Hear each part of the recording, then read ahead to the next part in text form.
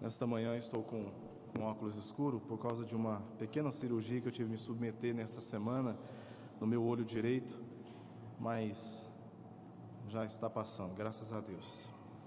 Considerando que o tema da nossa igreja neste ano e também o mês de maio, em que nós damos ênfase em assuntos relacionados à família, nesta manhã eu gostaria de compartilhar um tema relacionado com a família. E o tema que eu trouxe para compartilhar com os irmãos é famílias edificadas na palavra de Deus, com base em Provérbios capítulo 24, verso 3 e verso 4. Você pode abrir a sua Bíblia, por favor, em Provérbios capítulo 24, verso 3 e verso 4. Esse texto ele se encontra dentro de um conjunto de ditados, cuja fonte são sábios, anônimos. E a estrutura literária desse texto é diferente do que ocorre entre os capítulos 10 até o capítulo 22, verso 16.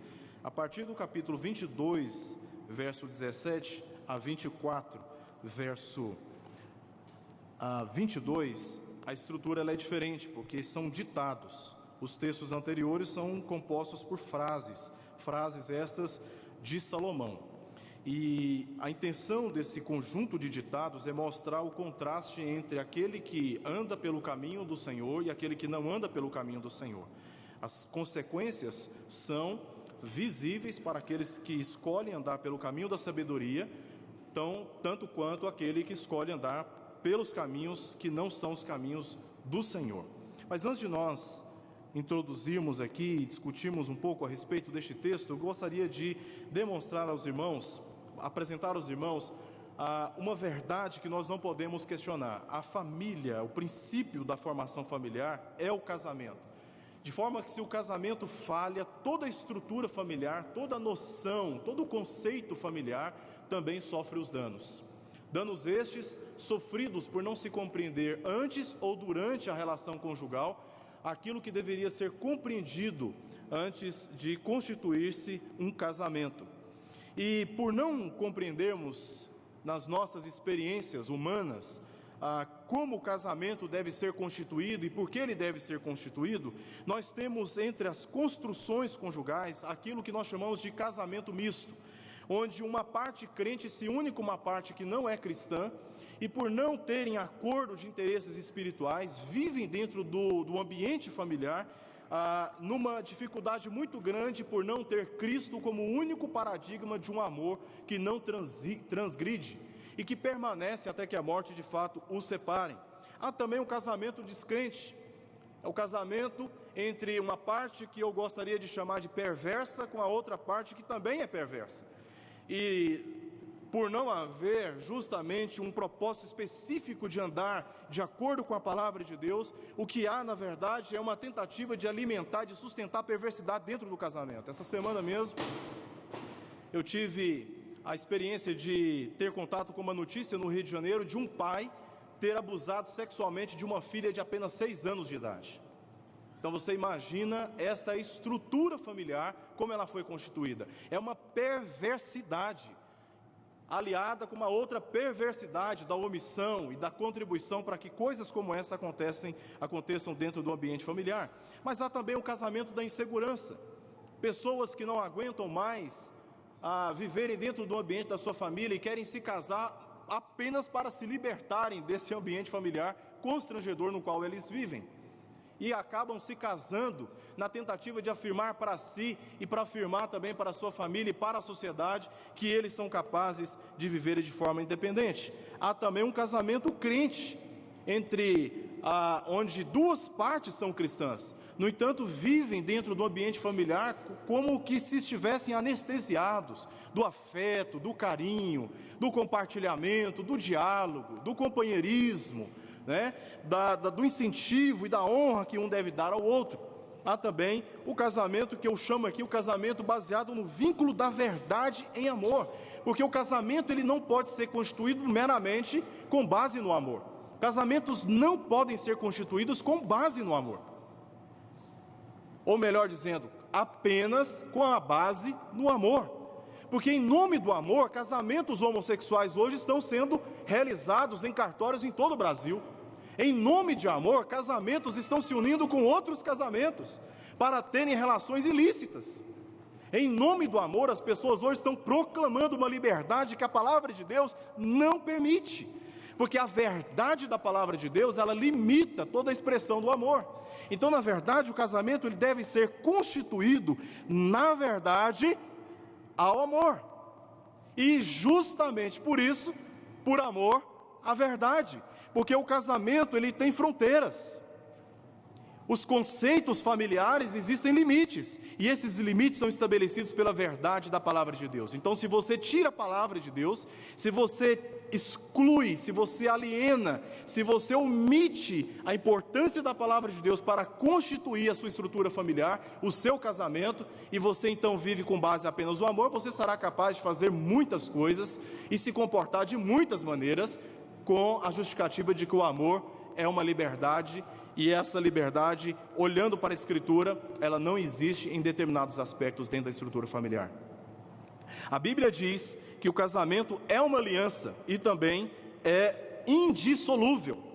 Uma vez casados, esse casamento deve permanecer até que de fato a morte os separe. O divórcio não é permitido pela Escritura, com algumas exceções que Jesus diz lá em Marcos capítulo 10, essas exceções, elas não eram conhecidas no princípio. Elas existem por causa da dureza de uma das partes. Quando uma parte se torna tão perversa, que o melhor que pode acontecer é realmente o divórcio. Mas em casos muito específicos, o casamento não foi constituído para ser dissolvido de maneira alguma. O casamento é uma união, assim foi estabelecido no princípio, indissolúvel. O texto que nós iremos ler agora diz o seguinte: com a sabedoria edifica-se a casa, e com a inteligência ela se firma. Pelo conhecimento se encherão as câmaras de toda sorte de bens preciosos e deleitáveis. Este texto irá nos mostrar o meio da edificação de uma casa, a base da edificação de uma casa, bem como o conteúdo desta casa que fora edificada por meio da sabedoria e sustentada pela inteligência. Então, primeiro, o meio desta edificação é a sabedoria.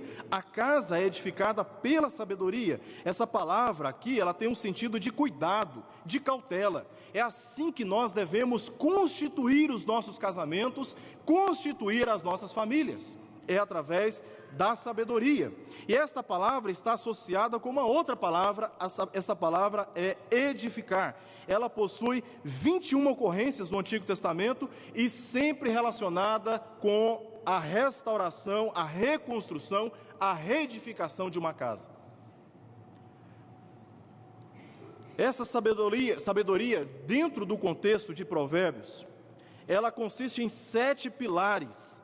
Que pilares são esses? A verdade, a instrução, o conhecimento, o entendimento, a prudência, a discrição e o temor do Senhor. Portanto, a casa edificada nesses pilares, segundo a intenção de Provérbios, deste dito que nós lemos aqui, que é o 20º dito, entre os 30, que se encontram no capítulo 22 a 24, verso 22, a sabedoria, que deve ser o meio de edificar a casa, constitui em alguns elementos que, se forem observados, certamente trarão a experiência conjugal, a experiência familiar de ser uma família forte, firme, bem estabelecida. Com a sabedoria se edifica a casa, e ignorar os pilares da sabedoria ameaça e arruína toda a sua edificação. É o que diz Provérbios capítulo 14, verso 1. A mulher sábia edifica a sua casa, mas a insensata com as próprias mãos a derruba. Então, com a sabedoria você edifica a casa, mas se você ignora esses pilares da sabedoria, comunicados aqui no livro de Provérbios, você certamente arruinará a sua casa, o seu casamento, você ameaçará pelo menos a estabilidade dessa casa. E Provérbios, neste texto, nos comunica que a casa, a família, ela é estabelecida, ela é edificada ou restaurada com a cautela que só a sabedoria na palavra de Deus nos comunica. O texto de Salmo 119, verso 98 a 100 diz: os teus mandamentos me fazem mais sábio que os meus inimigos. Por quê? Porque aqueles eu os tenho sempre comigo, compreendo mais do que todos os meus mestres. Porque medito nos teus testemunhos, sou mais prudente que os idosos, porque guardo os teus preceitos. Não existe sabedoria que ofereça estabilidade para esta construção familiar que não parta, que não tenha a sua fonte a palavra de Deus. Em segundo lugar, este texto irá nos comunicar qual é a base da edificação familiar. É a inteligência. A palavra inteligência aqui tem um sentido de entendimento. Essa palavra ilustra uma ação planejada, preventiva, ordenada. Se a primeira argumentação aponta para o princípio da construção, essa segunda argumentação agora irá nos indicar qual é o processo desta edificação. E nesse sentido, muitos jovens casais se casam porque eles planejaram serem felizes, casarem para serem felizes, mas muitos casamentos, muitas famílias não exercem um planejamento, não é claro para a família como manter essa felicidade dentro da estrutura conjugal, dentro da estrutura familiar. E essa palavra inteligência tem justamente esse sentido, o sentido de uma ação que é planejada, uma atitude que você assume que te dá a capacidade de se prevenir. É uma ordem que você estabelece dentro da sua casa. Portanto, sem educação, sem princípios claros dentro da estrutura conjugal, dentro da estrutura familiar, certamente essa estrutura será ameaçada por uma ruína. E a preocupação da palavra de Deus é, tendo o entendimento correto sobre como se deve edificar uma casa, ou seja, pela sabedoria, agora nós temos aqui a instrução da palavra de Deus para que com inteligência sejamos capazes de manter os nossos casamentos, de manter as nossas famílias. E fazemos isso de maneira muito criativa. Por exemplo, todos os dias você se dá um abraço no membro da sua família, dá um beijo no membro da sua família. Isso é o uso de uma inteligência para manter a paz dentro da sua casa. Sem entendimento, sem esta prudência, sem você se prevenir contra as ameaças familiares, você certamente abandona o culto familiar, e não é inteligente você não trazer o culto familiar para a sua experiência familiar, para a sua experiência conjugal. A palavra aqui ilustra uma ação que é planejada. Planeje ser feliz dentro do seu casamento, planeje ser feliz dentro da sua estrutura familiar. Jovens não podem se precipitar numa estrutura conjugal sem que antes compreenda quais são verdadeiramente as bases de um casamento. É com inteligência que nós, ao planejarmos o casamento, devemos planejar também como nós iremos nos manter, e não fazer como eu fiz, que me casei para me manter com a minha esposa com apenas R$240 por mês. Tivemos experiências maravilhosas como casal, mas nós não pensamos nesses detalhes antes de nós nos casarmos, e sofremos, amadurecemos, aprendemos algumas lições, mas os casais devem antes planejar como eles irão viver juntos, sem procrastinarem essas relações, se submetendo a tentações que não suportarão, é claro. Mas, assim como o casamento, a família também precisa ser planejada. Um fundamento bem estabelecido, tão bem estabelecido que a edificação nela se mantém firme e estável. Respondeu-lhe Jesus: amarás o Senhor teu Deus de todo o teu coração, de toda a tua alma e de todo o teu entendimento. Este é o grande primeiro mandamento. O entendimento aqui está relacionado com o mandamento do Senhor. Por último, irmãos, qual é o conteúdo desta edificação? Já vimos aqui qual é o meio da edificação, a base da edificação. Agora, qual é o conteúdo? Porque o texto diz: pelo conhecimento se encherão as câmaras de toda sorte de bens. Quais são as qualidades desses bens? Preciosos e deleitados. Esta casa, ela pode ser com certeza, uma ilustração de pessoas que vivem dentro de casa, ou até mesmo uma ilustração de uma pessoa. A casa edificada pela sabedoria, na base da inteligência, será uma casa cheia de conhecimento, o qual produz bens que são preciosos e deleitáveis. Ações de sabedoria contra a imprudência ou precipitação, fundamentadas no entendimento da palavra de Deus. Esta casa será um lar cheio, completo, satisfeito de amor, de respeito, de mutualidade, de abnegação intencional, para favorecer a honra do outro mais do que a si mesmo. O conteúdo desta edificação é, na verdade, o resultado daquilo que se faz no princípio e no meio da edificação.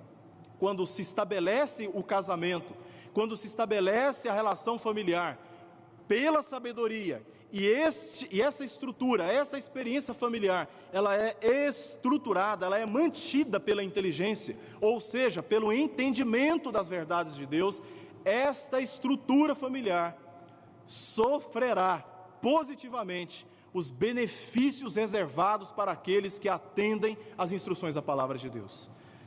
Se as nossas famílias desejam ser bem estruturadas e mantidas de acordo com as intenções da palavra de Deus, essas famílias precisam observar aquilo que diz a palavra de Deus. Como foi dito no início, casamentos e estruturas familiares devem ser constituídas pela verdade em amor, e amor à verdade. Se você tira a verdade da palavra de Deus e você então constitui um casamento ou uma família apenas com base no amor, em nome do amor, muitas coisas poderão acontecer em desacordo com a palavra de Deus. Traga a palavra de Deus para dentro do seu casamento, para dentro da sua estrutura familiar. Se você não está fazendo culto doméstico, comece a fazer. Se você acha que o seu casamento, a sua família precisa mudar, seja o primeiro a tomar essa iniciativa. Não espere do outro, porque o outro pode estar esperando por você. E nessa perspectiva, o casamento e a família vai continuar em crise. Então seja o primeiro a tomar a iniciativa de amor, de mudança. E por último, irmãos, ame e tenha mais compromisso com Deus do que com a sua esposa ou com seus filhos. Porque se você tiver mais compromisso com Deus, se você amar mais a Deus do que a sua esposa, ou o seu esposo, ou os seus filhos, certamente a sua relação será uma relação bem estabelecida na sua estrutura familiar. Porque eu não devo amar a minha esposa porque ela merece. Eu devo amar a minha esposa porque foi assim que Cristo amou a sua igreja. E quando eu entendo isto, a minha relação será uma relação de aliança e não de contrato. Porque mesmo que a outra parte seja infiel, eu permanecerei fiel, porque eu tenho um compromisso com Deus. Vamos orar? Senhor Deus, queremos aqui engrandecer o Teu nome mais uma vez, porque o Senhor é um Deus fiel, Deus da aliança, um Deus que não quebra a sua aliança por causa dos nossos pecados. E quando nós olhamos para o Senhor, quando nós contemplamos a maneira que o Senhor estabeleceu a relação com o seu povo, nós aprendemos, Senhor, que o casamento é de fato uma aliança, porque ele reflete essa aliança que o Senhor tem com o seu povo, que Cristo tem com a igreja. Ensina-nos, ajuda-nos, ó Deus, a estabelecer os nossos casamentos e as nossas famílias na palavra do Senhor, para quando vier a tempestade não ser abalado o nosso casamento nem a nossa família. Liquide, ó Deus, do nosso meio toda preguiça, liquide do nosso meio, Senhor, toda omissão, toda procrastinação, para trazer, ó Deus, o culto para dentro das nossas famílias, para dentro dos nossos casamentos, e aprendermos juntos, orarmos uns pelos outros. Ajuda-nos, ó Deus, a resolver as nossas crises. Cura, Senhor, as nossas famílias. Traga os nossos filhos que já estão dispersos. Traga, Senhor, o nosso cônjuge que está desanimado espiritualmente para perto do Senhor. E usa a nossa vida, o nosso testemunho. Usa, Senhor, a nossa inteligência essa produzida pela palavra do Senhor, para que a nossa casa seja restaurada para a glória do Seu nome. É a súplica que fazemos em nome de Jesus. Amém.